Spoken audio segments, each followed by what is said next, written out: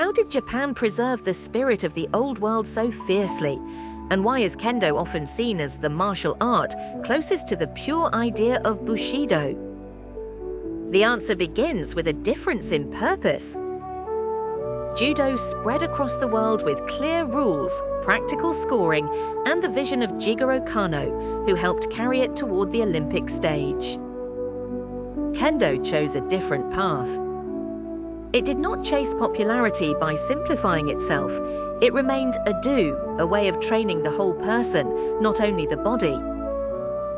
In Kendo, a strike is not enough by itself.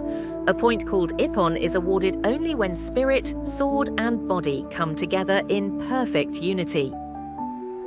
There must be fierce intent, correct blade line, committed footwork, and then zanshin, a lingering awareness that shows the mind has not fallen away after the strike. To a newcomer, this can feel difficult to judge. To a practitioner, that difficulty is the point.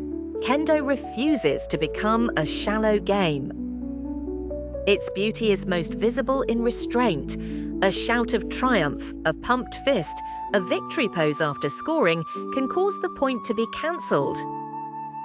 Winning is not meant to humiliate the other side. The opponent is a mirror that reveals one's own weaknesses. To stand victorious without arrogance is considered part of the art itself.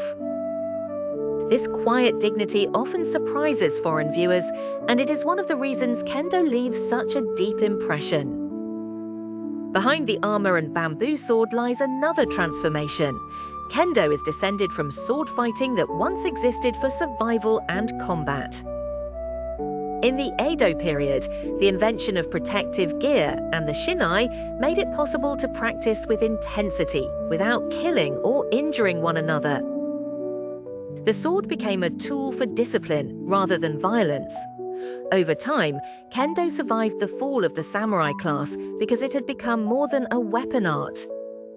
It had become training for self-control, courage, and an unshaken mind. That is why Kendo still speaks to the modern world. The growth of Japanese animation and films such as Demon Slayer has renewed global interest in sword culture and Bushido. Some dojos are now experimenting with remote instruction and virtual practice, allowing students far from training halls to learn forms from expert teachers. In business circles abroad, Kendo is also being noticed as a mental discipline for focus, decision-making, and calm pressure. Judo may be the more familiar global name, but Kendo offers something different and equally rare. It asks not only how to defeat an opponent, but how to meet one with respect, control, and clear spirit. In that sense, Kendo is not simply a sport from Japan. It is a living reminder that strength can be refined into character, and that the true victory is never over another person, but over oneself.